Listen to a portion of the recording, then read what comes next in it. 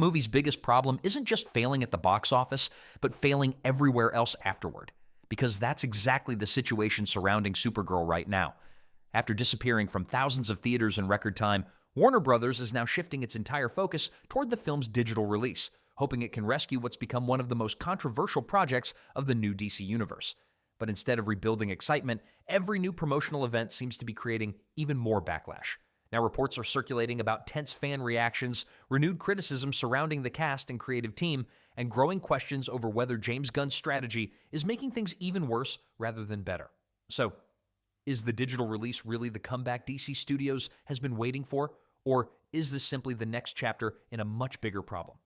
Stay with me, because the latest developments paint a very different picture than the one Warner Brothers wants fans to believe.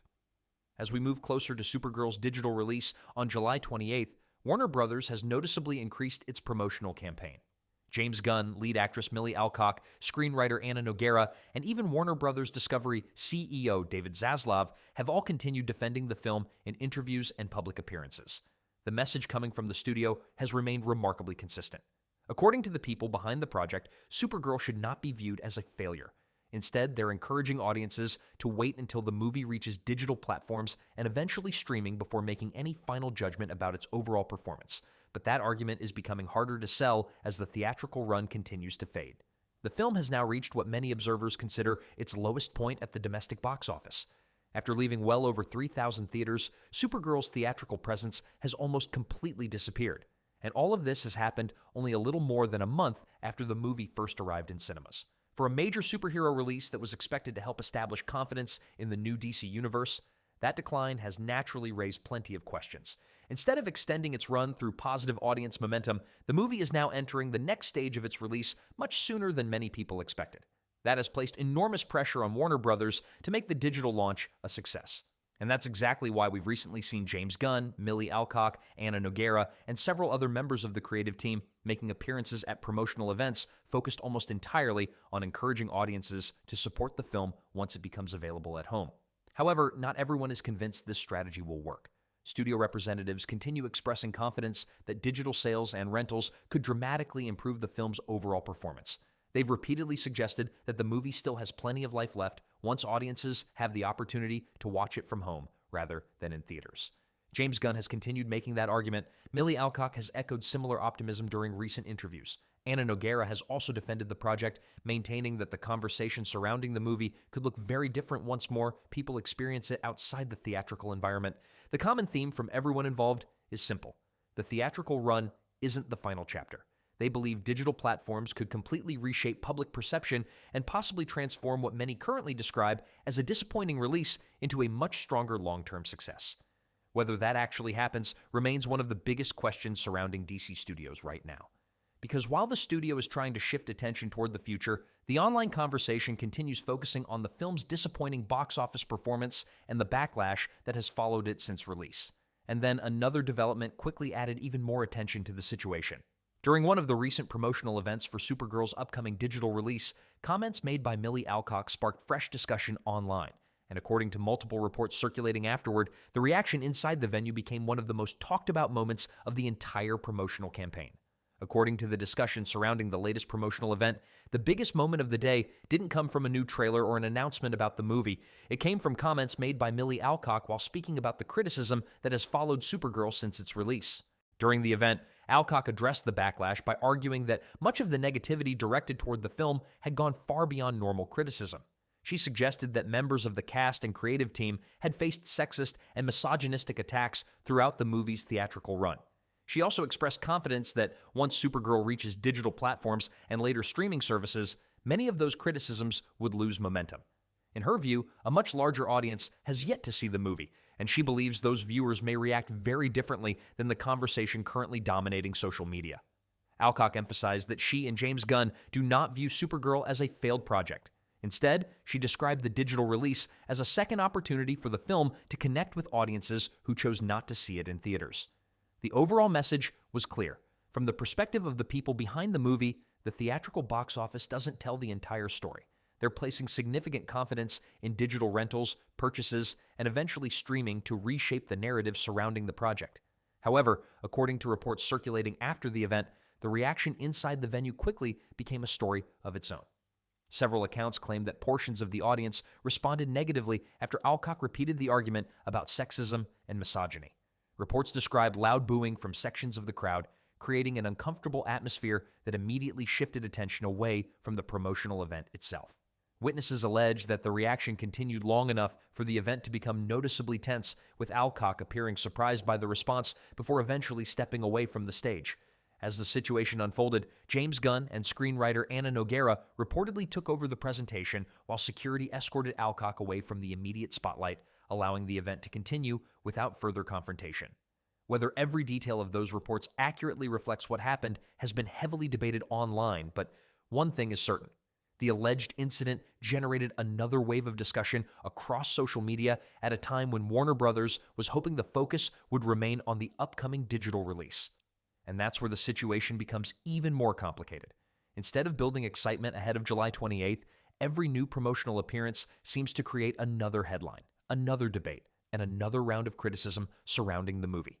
Adding even more speculation to the conversation are reports claiming that Warner Bros. Discovery CEO David Zaslav has become increasingly concerned about the effectiveness of the promotional campaign itself.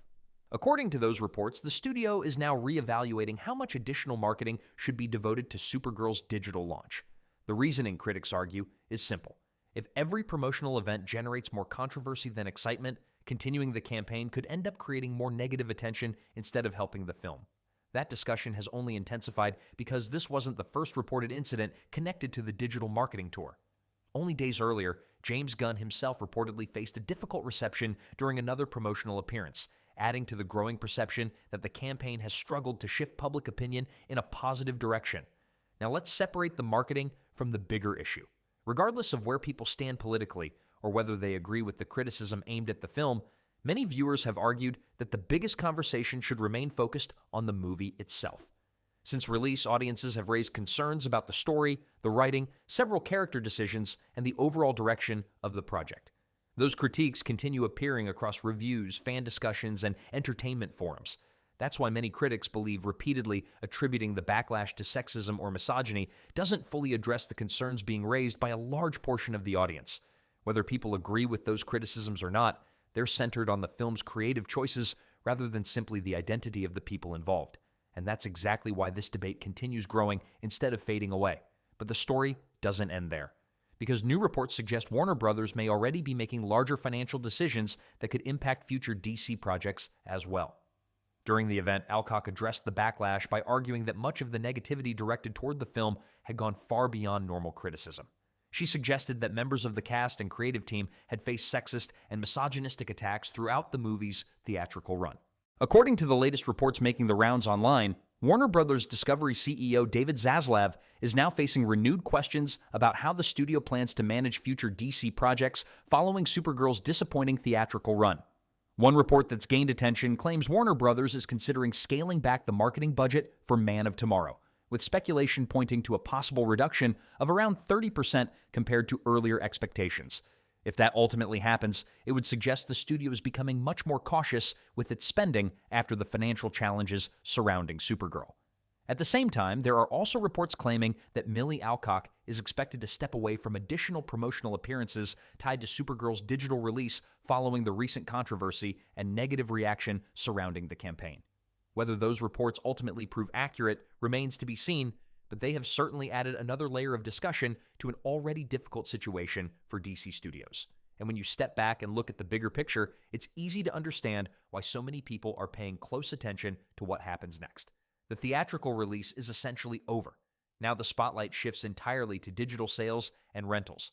This is where Warner Bros. Hopes the movie can begin writing a different story. James Gunn has repeatedly argued that theatrical numbers alone shouldn't define a film's success. From his perspective, digital platforms and streaming services represent a second opportunity for audiences to discover the movie. That's certainly possible, but the real question is whether enough people are actually interested. Because if viewers truly connected with Supergirl, or simply wanted to see what all the discussion was about, you would normally expect strong demand once the movie becomes available to rent or purchase. On the other hand, if digital performance also struggles to attract a large audience, many critics will likely argue that it confirms the lack of interest wasn't limited to theaters. Another challenge is the cost. Premium digital rentals and purchases aren't cheap, and studios rely on those early home releases to recover additional revenue after a movie leaves theaters. That's become standard across Hollywood. Movies don't stay on the big screen nearly as long as they once did, so studios increasingly depend on premium digital releases to generate another wave of income before the streaming debut. That makes July 28th an important date for Warner Brothers. The digital launch won't just introduce the movie to viewers who skip theaters, it will also provide one of the clearest indicators of whether Supergirl can regain momentum or whether audience interest has already peaked. For DC Studios, those numbers could become just as important as the original box office totals. Because if the film performs strongly at home, Warner Brothers can argue there's still meaningful demand for the project. If it doesn't, the conversation surrounding Supergirl will almost certainly become even more difficult to change. Either way, the next few weeks are likely to shape how this movie is remembered, and they could even influence how the studio approaches future DC releases moving forward. So now I want to hear from you. Do you think Supergirl still has a realistic chance to find a larger audience through digital sales and streaming?